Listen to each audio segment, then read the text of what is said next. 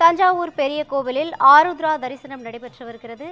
4 ரத வீதிகளில் உலா வந்து நடராஜ பெருமான் பக்தர்களுக்கு காட்சியளிக்கிறார். அதனை தற்போது அண்மை செய்தியாக பார்த்து வருகிறோம்.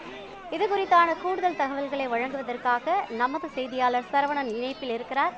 வணக்கம் சரவணன், கூடுதல் விவரங்கள். வணக்கம் பிரவீனா. தஞ்சை மாவட்டம் தஞ்சை பெரிய கோயிலில் உள்ள ஆருத்ரா தரிசனம் 4 ராஜ வீதிகளில் வீதி உலா வந்தடைந்தது.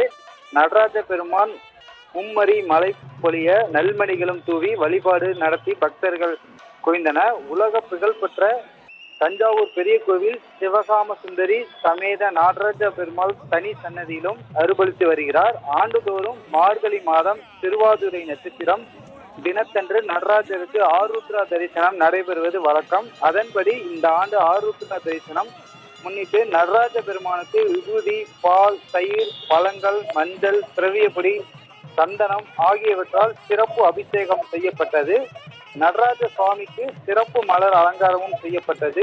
மகா தீபாராதனை காண்பிக்கப்பட்டது. பின்னர் சிறப்பு அலங்காரத்தில் சிவகாம சுந்தரியுடன் நடராஜ பெருமானும் கோவிலில் வலம் வந்து 4 ராஜ வீதிகளும் வீதி உலா வந்தார். இதையடுத்து மீண்டும் சிவகாம சுந்தரியுடன் நடராஜ பெருமான் பெரிய கோவிலுக்கு வந்தார். அப்போது மும்மரி மழை பெய்ய பொழிந்து விளைச்சல் நல்ல முறையில் இருக்க வேண்டும் என்பதற்காக ஏராளமான பக்தர்கள் நெல்மணிகளை சுவாமி மீது தூவி வழிபாடு நடத்தினர். இதில் ஏராளமான பக்தர்கள் கலந்து கொண்டனர், சாமி தரிசனம் செய்தனர்.